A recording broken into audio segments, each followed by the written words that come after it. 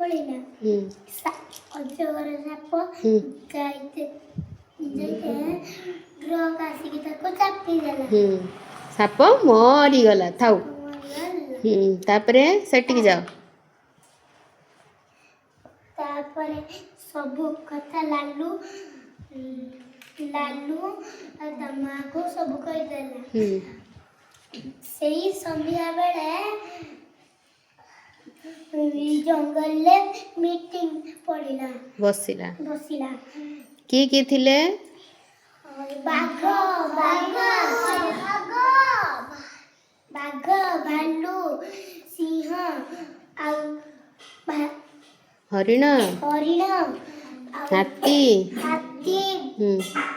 ସିଂହ। ହଁ ତାପରେ କ'ଣ ହେଲା? ଲାଲୁର ମା ସବୁ କଥା କହିଦେଲା। ସେଠୁ ସିଂହ ରାଜା ତାକୁ ଗୋଟେ ଲାଲ ରିବନ ତା ବେକରେ ବାନ୍ଧିଦେଲେ। ହାତୀ ତାକୁ ବସେଇ ଜଙ୍ଗଲ ସାରା ବୁଲେଇଲା। ଭେରି ଗୁଡ, ତାଳି ମାର।